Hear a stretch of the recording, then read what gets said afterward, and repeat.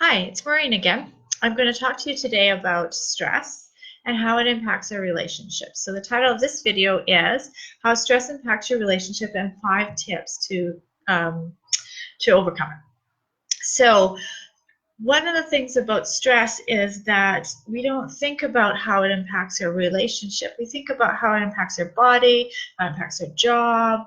We think about, people will say things like, I am so stressed, I don't know what I'm going to do. We don't think about how that stress then impacts your relationship. So one of the things about stress is that when we're stressed, we can't give our best to people. Our brain actually shuts down into what's called the reptile brain or the brain stem, which is our oldest part of our brain, and that's our survival system. So when we go into survival system, we are focusing on surviving. That is, we're focusing on breathing, making our organs run, and staying alive. We can't think about things like hunger or anything else like that. Well, sorry, we do think a little bit about hunger, but it depends on what part of that stress survival system that we're using.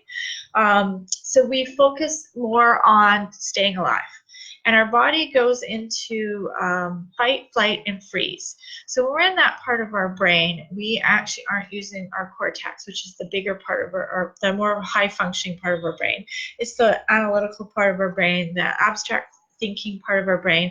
That's where we actually communicate the best. So if you're really stressed, you're not going to be communicating very well because you're going to be focusing on breathing, running away from a tiger kind of thing, whether or not you're going to pick up a stick and fight off a wild animal. And that's what stress does to us, because the stress doesn't actually, our body can't determine whether our stress that we're feeling because we're overworked. Our kids have 5 things after school to go to, and we can't breathe, and we're going through drive-through takeout, get takeout for dinner, and we're trying to figure out how to just get through the day. So what it does is it shuts down our brain and it focuses on just getting through the day. So then we get in touch with our partners, and what happens is we often are snappy. We don't talk to them as well. They say something like, did you take the chicken out? And we assume that the tone of voice that they're using is mean, or that they're being sarcastic, or their intention was to point out a flaw. So instead of thinking, oh, they're just wondering if the chicken's out, we assume that that comment is meant to be criticism. And so we go into what's called the four horsemen, which is we see it as criticism, see it as contempt, we get defensive, or we do what's called stonewalling, which is we act like a stone wall, we don't do anything.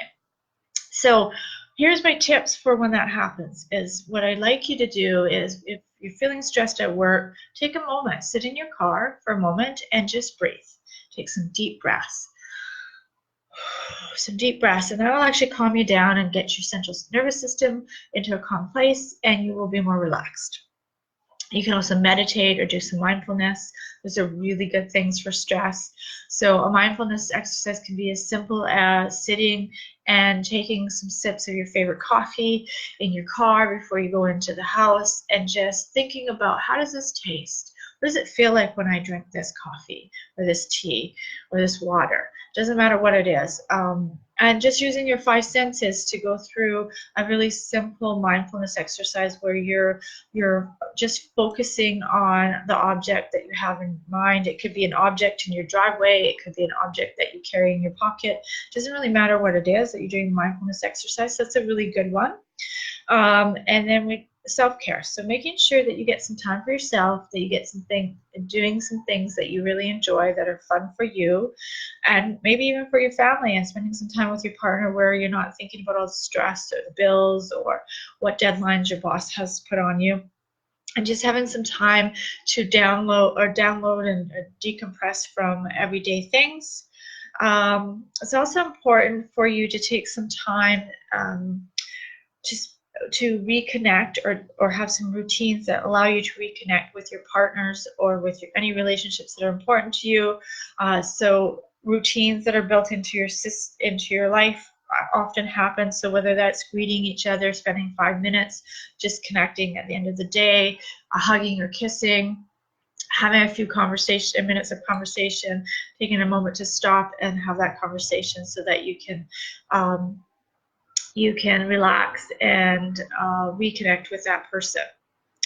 And then the other thing is, I mentioned before, is breathing, which is a really good one. But just even taking a few moments and focusing on how am I breathing?